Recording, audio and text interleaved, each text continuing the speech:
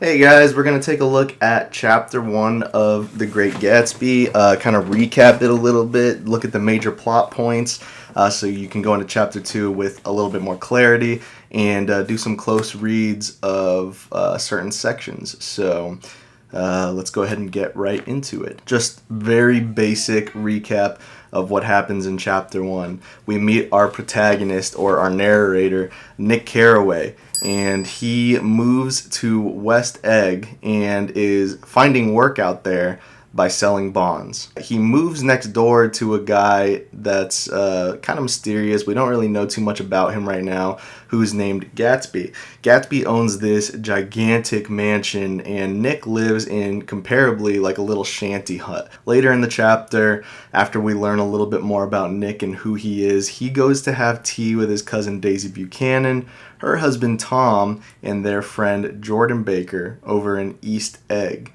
Again, from the last video, if you guys didn't watch it, the easy way to remember the difference between West Egg and East Egg, and I guess the symbolic difference between those two places, is think about the civilization of America. Like, what is the older coastline of America, if you will? You know, America as we know it, the United States. The East Coast, right? That was settled first. So the 13 colonies being over there, East Egg represents old America, or old money, and West Egg represents new money. As they're having dinner, throughout the course of the dinner, we learn a couple major things about each character and just the way they interact with the world. But the main plot point to come away with is we learn that Tom is cheating on Daisy, and almost everyone knows about it, right? It's so bad to the point that Tom's mistress even calls the house during dinner, right? It's an insane thing to even imagine, right? This woman that he's having an extramarital affair with calling his house with his wife there. Dinner continues, and when Gatsby's name comes up as Nick's neighbor, Daisy perks up. New money types. My little shack's just a cardboard box at $80 a month. Your life is adorable. I know somebody in West Egg. I don't know a single person that side of the bay. Oh, you must know Gatsby. Gatsby?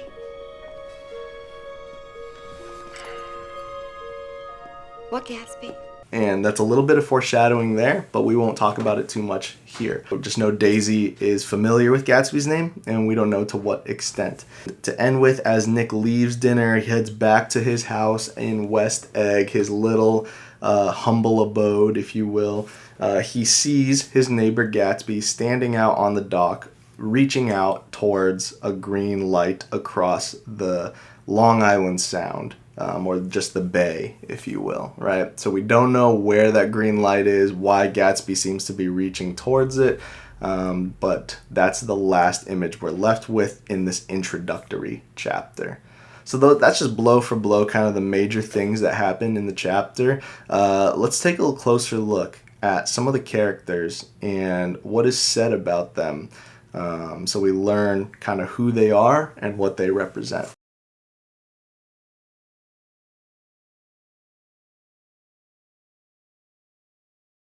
Nick says this in the beginning. He says, "Reserving judgments is a matter of infinite hope.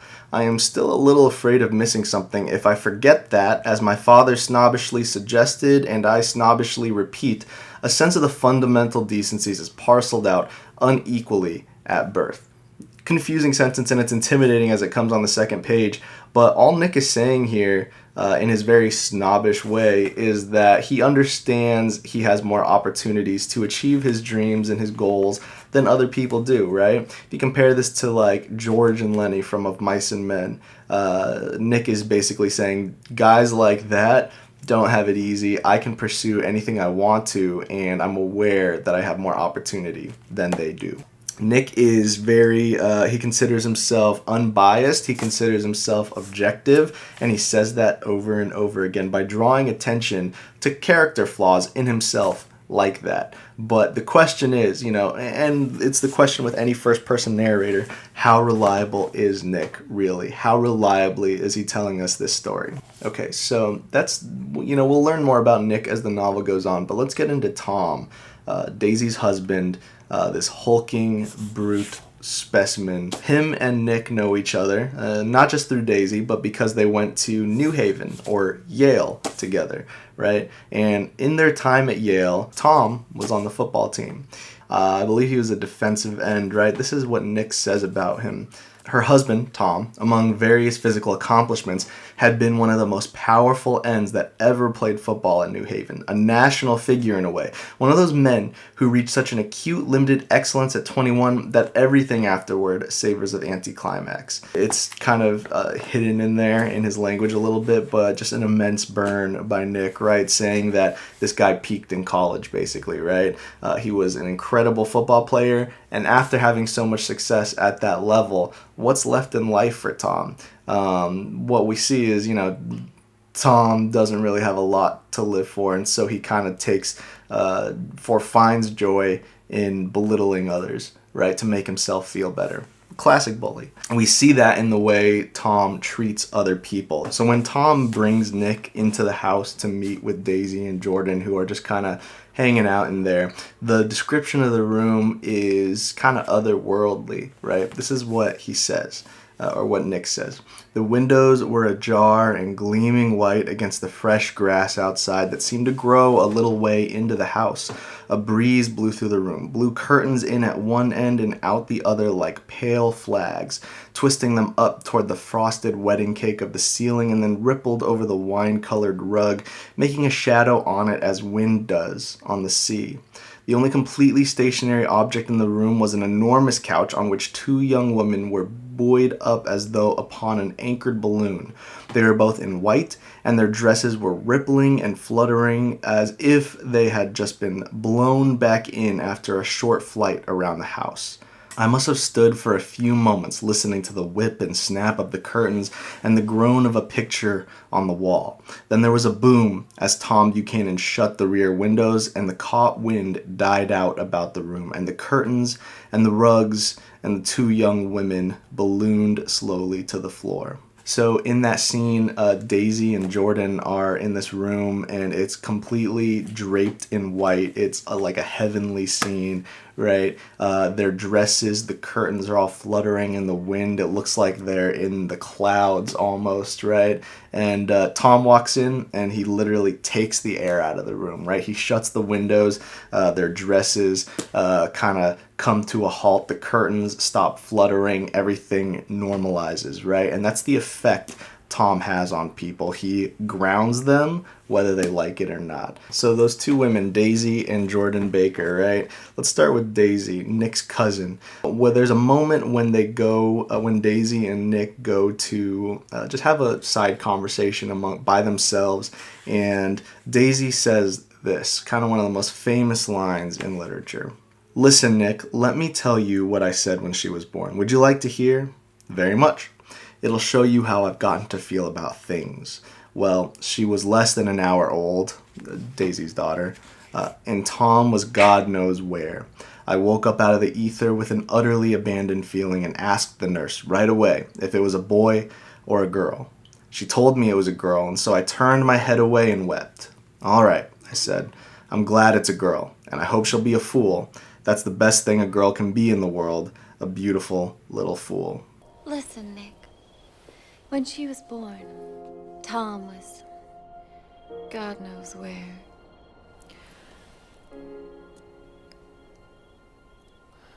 With God knows who. And I asked the nurse if it was a boy or a girl. And she said it was a girl. And I wept. I'm glad it's a girl. And I hope she'll be a fool. That's the best thing a girl in this world can be. A beautiful little fool. What's interesting about that scene is Daisy reveals to us her viewpoint on women's roles in society. She's basically saying, in this new age of women and flappers and all that stuff, she's saying women just need to be trophy wives, right? We don't need to think for ourselves as long as we can be beautiful, as long as we can be taken care of by someone. That's all that matters in life. And you'll see, those are some of the first words she leaves with us, and she lives that out to a T with all of her actions in the book. She goes on to say this, right? Well, okay, as she's talking, Nick is kind of drawn into what she's saying. He even describes her murmur, her way of speaking, as being intentionally soft, right? So that she can draw people in closer to her, so that they can be physically closer to her as she's speaking to them. It's a way of bringing people in, right? And her voice is continuously described as being almost magical, right? Listen to what happens here when she stops talking. She just said, I hope my daughter's a beautiful little fool. She's so like jaded in this moment. And then this, the instant her voice broke off, ceasing to compel my attention, my belief, I felt the basic insincerity of what she had said. It made me uneasy, as though the whole evening had been a trick of some sort to exact a contributory emotion from me. I waited, and sure enough, in a moment, she looked at me with an absolute smirk on her lovely face, as if she had asserted her membership in a rather distinguished secret society to which she and Tom belonged. Her voice almost lulls Nick into a false sense of, camaraderie with her. He feels like he can relate to what she's saying. He's like, yeah, you're right. Women should be beautiful little fools. And then as soon as she stops talking, that magical hold that her voice has on him, it breaks off. And he says again, I realized, or I felt the basic insincerity, or just like the horribleness of what she was really saying to me. So, I don't know, have you ever met someone like that, where just the way they act or the way they spoke when you were with them, they just did a good job of convincing you, but as soon as you remove yourself from that person, you realize just how horrible they are, or what a bad influence they are. That's kind of Daisy, right? She can trick people with that lovely voice of hers. Again, at the end, Nick returns to his house and he sees Gatsby standing at the end of a dock reaching out to a green light. Now, I don't want to be too premature in discussing what Gatsby's doing here or what the green light seems to symbolize, but consider the significance or the symbolism of green lights as you understand them already, right? When you see a green light at a traffic stop, it means to go, right? When you see the color green, we think of growth, or we think of money, right? So it's attributed with all these things that are going to end up relating back to Gatsby. The idea of go, the idea of money, greed, growth, to a larger sense, like the tangible nature of things. What I mean by that, tangible again means something that you can touch and feel. With a light, think about it. Is light something that you can grab and take hold of? Certainly, like the source of the light bulb, yeah, you can grab that, you can unscrew it, you can screw it back in, whatever. But light itself, the light that emanates from the bulb, can you take hold of that? And the answer is no. So just consider the significance of that. Gatsby reaching out towards a light. Will he ever be able to grab and take hold of that light that's in front of him? Now, I'm probably getting way too ahead of myself, so hopefully that gives you a better idea of what's going on as you head into Chapter 2. Some things to look for as you start Chapter 2. It's going to introduce us more to Tom and his mistress. And as we're reading through Chapter 2, you just want to consider how much do you trust Nick as a narrator, right? As he kind of takes in the chaos of Tom's other lifestyle. How much can we trust what he's saying? Because he's already relayed to us in Chapter 1 that he's not the biggest fan of Tom Buchanan. So do you think he's going to do a good job of illustrating Tom in a positive light here? There's some other things that do actually establish Nick as a very fair narrator. We'll talk about that as well when you return on Monday. But enjoy Chapter 2. It's kind of one of the most eccentric and all over the place chapters. And hopefully you start getting into a flow as you read it. All right?